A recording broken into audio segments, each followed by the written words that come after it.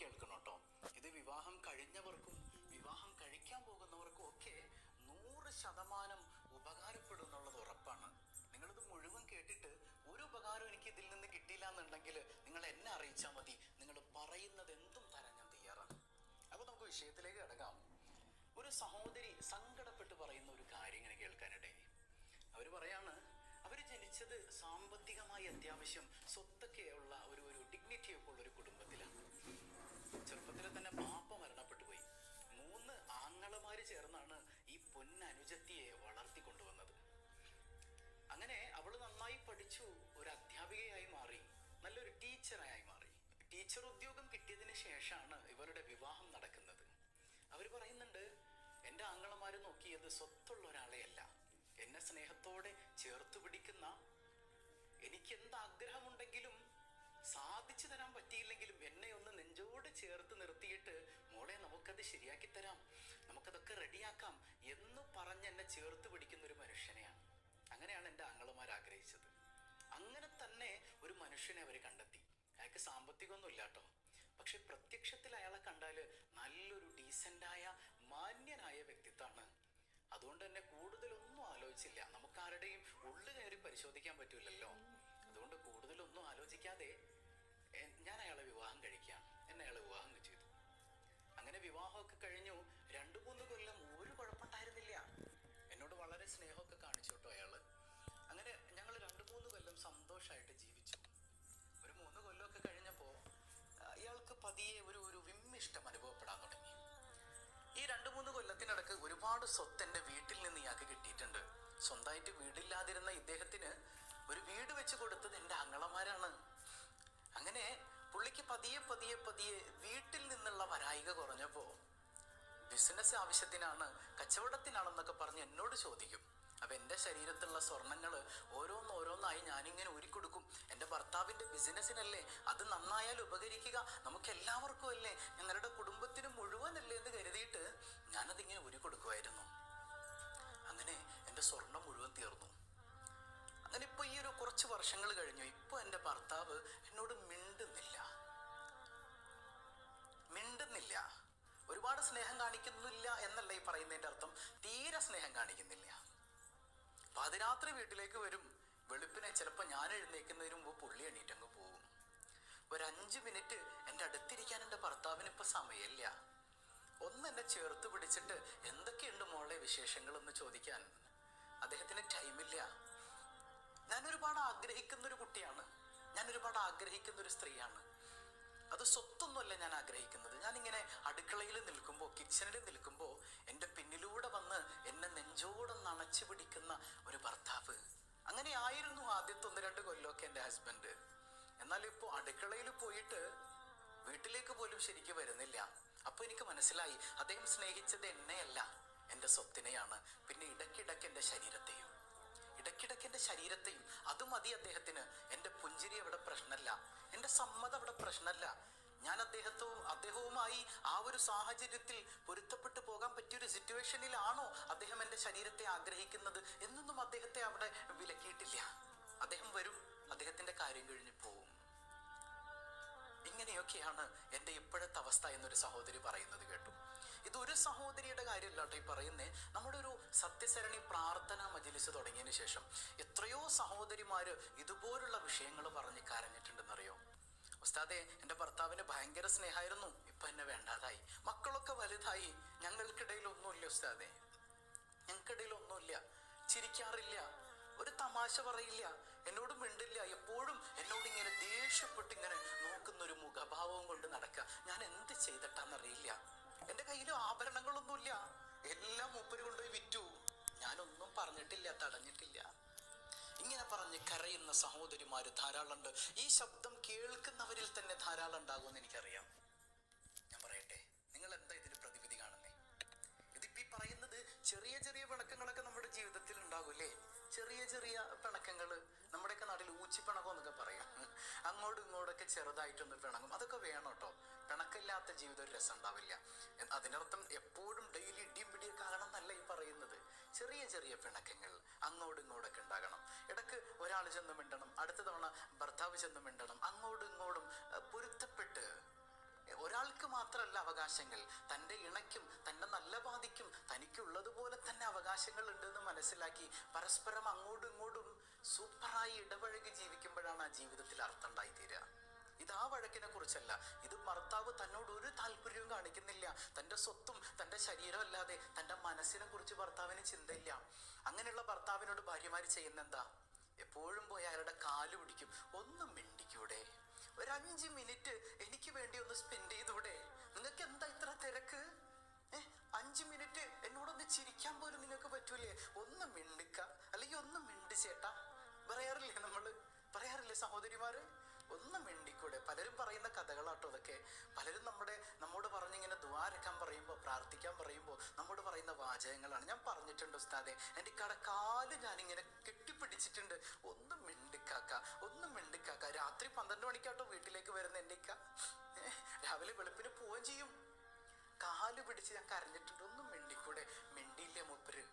മിണ്ടിയില്ല മൂപ്പര്. ഇതിനർത്ഥം മൂപ്പർക്ക് തീറ്റയൊന്നും കൊടുക്കണ്ടെന്നല്ല കേട്ടോ, ഭക്ഷണമൊക്കെ കൊടുക്കണം. പക്ഷെ നിങ്ങൾ അപ്പോഴും ചെയ്യേണ്ട ഒരു കാര്യമുണ്ട്. ഈ കാലുപിടുത്തം, ഈ കെഞ്ചി അപേക്ഷിക്കൽ ഇന്നത്തോടെ നിർത്തണം. ഈ പരിപാടി ഉണ്ടല്ലോ, അത് ഇന്നത്തോടെ നിർത്തണം. ഇനി നിങ്ങളോട് നിങ്ങളുടെ ഭർത്താവിന് ഒരു താല്പര്യവും തോന്നുന്നില്ല, നിങ്ങളുടെ ഭർത്താവ് നിങ്ങളോട് എപ്പോഴും ദേഷ്യം പിടിക്കുന്ന മുഖവുമായി നടക്കുകയാണെങ്കിൽ ഈ കാലുപിടുത്തം ഇന്നത്തോടെ നിർത്തണം. പിന്നെ ആ ഭാഗത്തേക്ക് തിരിഞ്ഞു നോക്കരുത്. അത് ഉസ്താദ് അങ്ങനെ പറയണേ? പരസ്പരം വിട്ടുവീഴ്ച വേണ്ടേ? എപ്പോഴത് പരസ്പരം വിട്ടുവീഴ്ച? ഇത് പരസ്പരമുള്ള വിട്ടുവീഴ്ചയല്ല ഇവിടെ നടക്കുന്നത്.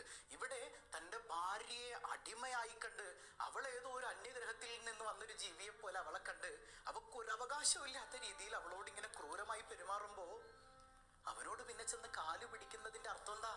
ഇസ്ലാം ഇവിടെ അനുശാസിക്കുന്നത് തുല്യനീതിയാണ്. ഭാര്യക്കും ഭർത്താവിനും തുല്യനീതിയാണ്. അവിടെ ഭർത്താവിനാണ് എല്ലാ നീതിയും, ഭാര്യ വെറും അടിമയാണെന്നുള്ള കോൺസെപ്റ്റ് ഒന്നും ഇസ്ലാമിൻ്റെതല്ല. ഒരു മതവും അത് പഠിപ്പിക്കുന്നില്ല കേട്ടോ. ഇസ്ലാം എന്ന് മാത്രമല്ല, മനുഷ്യത്തുള്ള ഒരാൾക്കും അത് അംഗീകരിക്കാൻ പറ്റൂല. അപ്പൊ അതുകൊണ്ട് തന്നെ ഇന്നു മുതൽ ഈ കെഞ്ചി പോകുന്ന പരിപാടി അങ്ങ് നിർത്തലാക്കാം. പുള്ളി ഇങ്ങനെ വാശി പിടിച്ച് നിങ്ങളോടൊരു താല്പര്യവും കാണിക്കാതിരിക്കുകയാണെങ്കിൽ അവിടെ ഇരുന്നോട്ടെ എന്ന് കരുതാ. ഭക്ഷണമൊക്കെ കൊടുത്തോളൂ, അതൊന്നും കൊടുക്കാതിരിക്കണ്ട. പക്ഷെ നിങ്ങൾ പുള്ളിയുടെ കാല് പിടിച്ചൊന്ന് ചിരിച്ചൂടെ? പറയരുത്. അല്ലെങ്കിൽ പുള്ളിയുടെ അടുത്ത് പോയിട്ട് ഒന്ന് മിണ്ടിക്കൂടെ? ഇനി അത് ചെയ്യരുത്. പുള്ളി എങ്ങനെയാണോ നിങ്ങളോട് റിയാക്ട് ചെയ്യുന്നത് അതുപോലെ തിരിച്ചും അങ്ങ് റിയാക്ട് ചെയ്യുക. ഒച്ചപ്പാടും ബഹളം ഉണ്ടാക്കണം എന്നല്ല ഈ പറയുന്നത്. പുള്ളി എങ്ങനെയാണോ പെരുമാറുന്നത് അപ്രകാരം നിങ്ങൾ തിരിച്ചും പെരുമാറുക. നമുക്ക് നമ്മുടെ ഭർത്താവ് മാത്രമേ ഉള്ളൂ, അല്ലെങ്കിൽ ഞാൻ ഒറ്റപ്പെട്ടു പോയി എന്നുള്ളൊരു മെന്റാലിറ്റി നമ്മളിൽ ഉള്ളത് കൊണ്ടാണ് നമുക്ക് എപ്പോഴും ഇങ്ങനെ ഒരു ശോകമുഖമായ അന്തരീക്ഷം ഇങ്ങനെ ഉണ്ടാവുന്നത്. പുള്ളി മിണ്ടുന്നില്ല എങ്കിൽ, തമാശക്കുള്ള അല്ലെങ്കിൽ ചെറിയ ചെറിയ കാരണത്തിനുള്ള പിണക്കങ്ങളെ കുറിച്ചല്ലോ ഈ പറയുന്നത്, ഞാൻ നേരത്തെ പറഞ്ഞ വിഷയത്തെ കുറിച്ചാണ്. അപ്പൊ അങ്ങനെ നമ്മൾ ചിന്തിക്കുന്നത് കൊണ്ടാണ് നമുക്ക് വലിയ ആവലാതികൾ ഉണ്ടാകുന്നത്, പല ആത്മഹത്യകളും നടക്കുന്നത്. അത്തരമൊരു ചിന്ത തന്നെ വേണ്ട.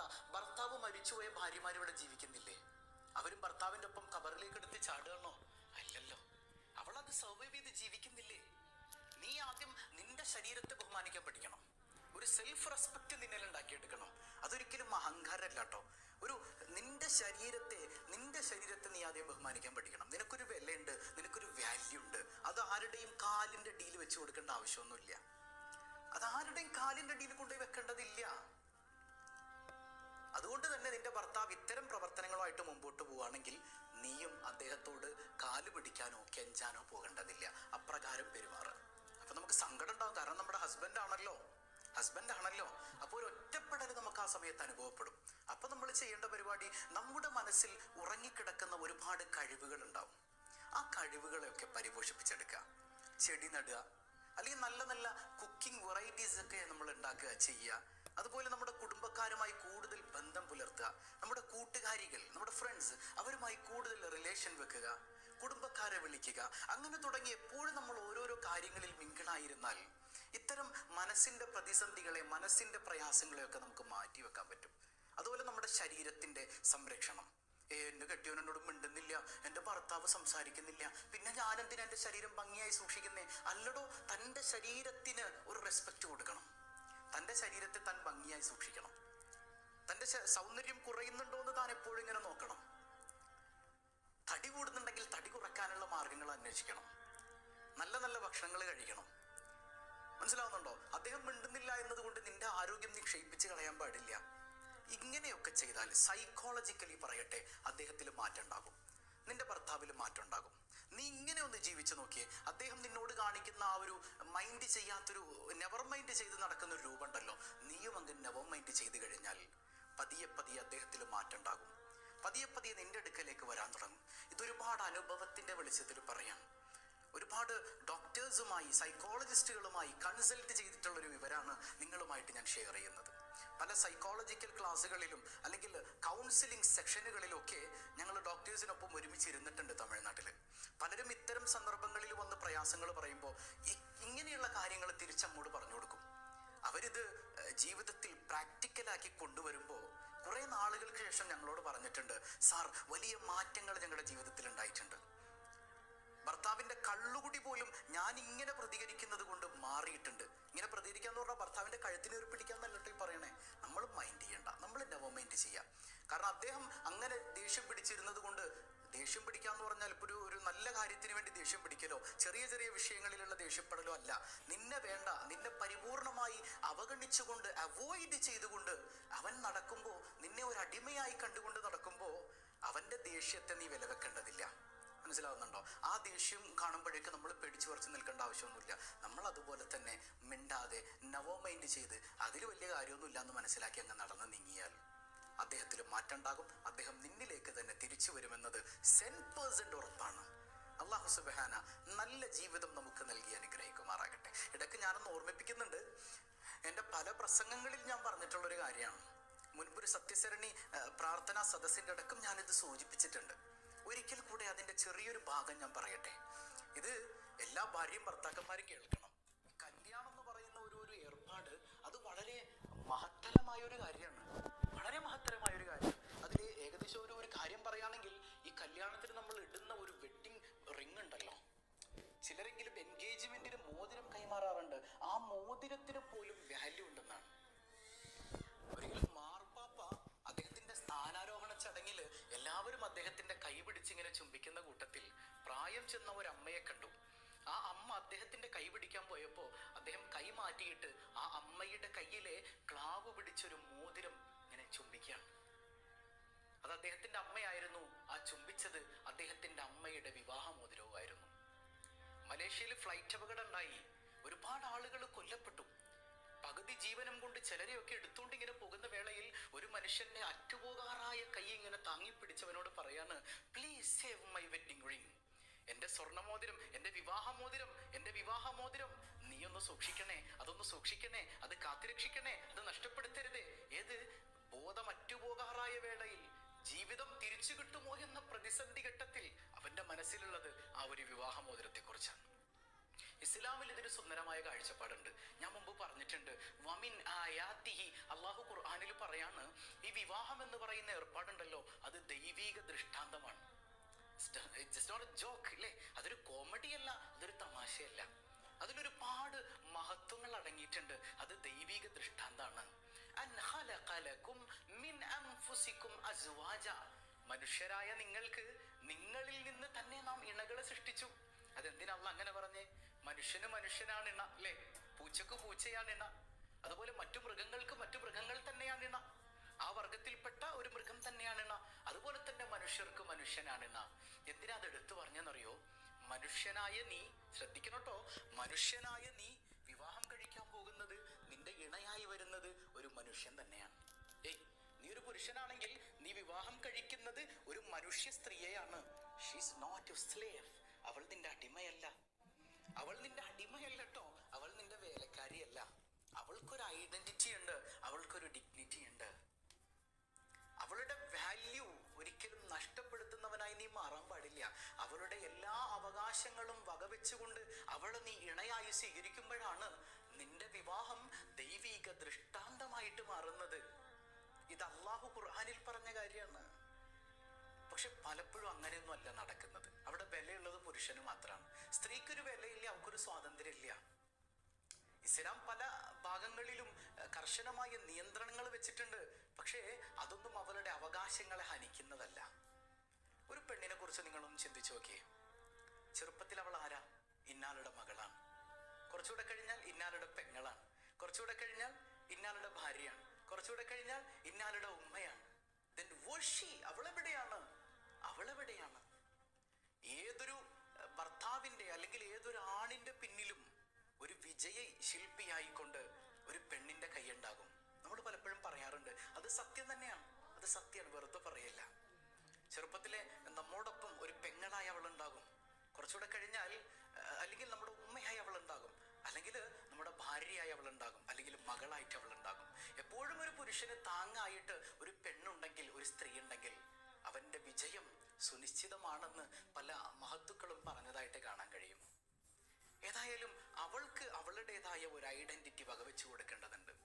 മഹാത്മാഗാന്ധിയുടെ മാർഗത്തിലല്ലാതിരുന്ന അദ്ദേഹത്തിന്റെ ഒരു മകനുണ്ട്. ഒരിക്കലും മഹാത്മാഗാന്ധിയും കസ്തൂർബായും കൂടെ റെയിൽവേ സ്റ്റേഷനിൽ വന്നിറങ്ങുമ്പോൾ ഈ മകൻ അവിടെ കാത്തു നിൽപ്പുണ്ട്. കയ്യിലൊരു മുസമ്പിയുണ്ട്. നേരെ അമ്മയായ കസ്തൂർബായ്ക്ക് കൊണ്ടുപോയി കൊടുക്കുമ്പോൾ മഹാത്മാഗാന്ധി ചോദിക്കുന്നുണ്ട്, എനിക്കില്ലേ, എനിക്കില്ലേ, എനിക്ക് തരുന്നില്ലേ? ഇല്ല, ഇല്ല പിതാവേ, അങ്ങേക്കിത് തരില്ല, അങ്ങേക്കിത് തരില്ല. അങ്ങ് എന്തൊക്കെ ആയിട്ടുണ്ടോ അതിന്റെ എല്ലാം പിന്നിൽ എൻ്റെ അമ്മയുടെ കരങ്ങളുണ്ട്, എൻ്റെ അമ്മയുടെ കരങ്ങളുണ്ട്. അങ്ങ് എന്തൊക്കെ ആയിട്ടുണ്ടോ അതിൻ്റെയൊക്കെ പിന്നിൽ ഒന്നുകിൽ അമ്മയുടെ പ്രാർത്ഥനയുണ്ട്. അതുകൊണ്ട് തന്നെ ഇതെൻ്റെ അമ്മയ്ക്കുള്ളതാണ്. ശരിയല്ലേ? ഒരു കവിതയുണ്ട്, യു ആർ മൈ വോംബ്, നീ എൻ്റെ ഗർഭപാത്രമാണ്. നീയാകുന്ന ഗർഭപാത്രത്തിനകത്ത് ഞാൻ അനുഭവിക്കുന്ന സുരക്ഷിതത്വം എത്രയാണെന്നറിയോ? ഒന്ന് ആലോചിച്ച് നോക്കിയേ. നമുക്ക് വിഷമുണ്ടാകുമ്പോ, നമുക്ക് പ്രയാസം ഉണ്ടാകുമ്പോ ഓടി വന്ന് തലചായ്ക്കാനുള്ള രണ്ട് മടിത്തട്ടുകൾ, ഒന്ന് അമ്മയുടെയും ഒന്ന് ഭാര്യയുടേതുമാണ്. ആ മടിയിൽ നമ്മൾ തലചായ്ച്ച് കിടക്കുമ്പോൾ അവരുടെ വിരലുകൾ നമ്മുടെ തലമുടികളിൽ ഇങ്ങനെ ഉരസി നടക്കുമ്പോൾ, തലോടുമ്പോൾ നാം അനുഭവിക്കുന്ന മാനസികോല്ലാസം എത്ര വലുതാണ്! ഒരിക്കലും ഡിഫൈൻ ചെയ്യാൻ കഴിയുന്നതിനും അപ്പുറത്താണത്. സുബ്ഹാനല്ലാഹ്. അത്തരമൊരു ജീവിതം നയിക്കാൻ നമുക്ക് എപ്പോഴാണോ കഴിയുക,